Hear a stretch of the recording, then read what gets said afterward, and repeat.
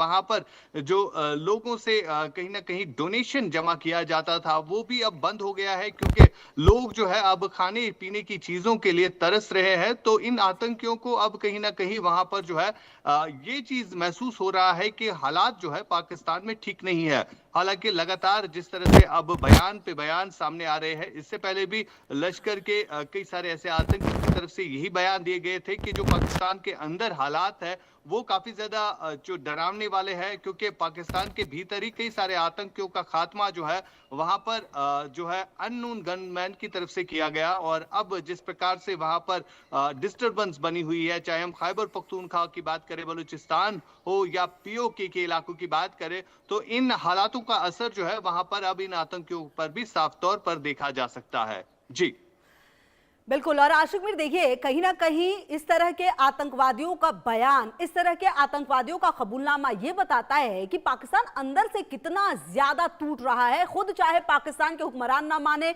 ना असीम मुनीर माने, लेकिन आप कहीं ना कहीं देखिए आशिक मीर, पिछले 1-1.25 साल से जो घटनाक्रम पाकिस्तान में हो रहा है वो बताने के लिए काफी है कि आप चाहे कितना भी रोक लें, लेकिन जो सच्चाई है वो बाहर आएगी। हालांकि इस आतंकवादी के सर्टिफिकेट की कोई जरूरत नहीं है कि पाकिस्तान के अंदर क्या हो रहा है, क्योंकि वो तस्वीरें हम भी देख रहे हैं। लेकिन अब जो बयान आया है इसको भारत के लिहाज से कैसे देखना चाहिए? देखिए बिल्कुल, जिस प्रकार से इस वक्त पाकिस्तान के हालात बने हुए हैं, तो इन हालातों के बीच जो अब लोग वहां पर निकल के सामने आ रहे हैं और इन लोगों के साथ वो आतंकी भी अब ये महसूस करने लगे हैं कि हालात किस प्रकार से पाकिस्तान में बने हुए हैं।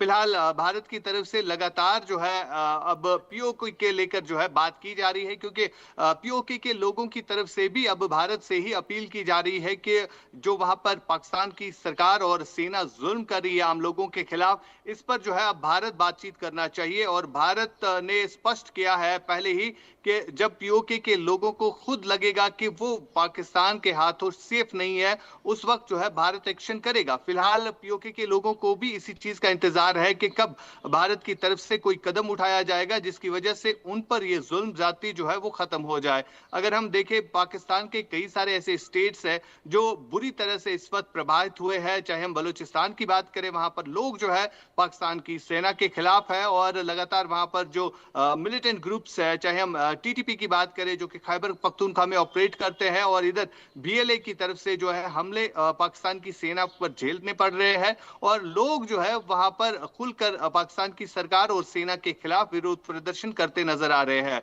और यही हाल अब पीओके में भी बना हुआ है। पीओके के लोग जो है अपनी बेसिक फैसिलिटीज मांग रहे थे, लेकिन जब वो बेसिक फैसिलिटीज ना मांगने पर जो है अब उन पर गोलियां चलाई गई, तो उसमें कम से कम 140 के करीब लोग मारे गए। और अब उन्हें एक ही विकल्प नजर आ रहा है कि भारत जो है वो इस पर आवाज उठाना चाहिए, भारत की तरफ से कोई एक्शन होना चाहिए जिसकी वजह से इन लोगों पर होता हुआ जुल्म जो है वो रुक जाए। जी बिल्कुल, बहुत शुक्रिया आशिक मीर आपका इन तमाम जानकारियों के लिए।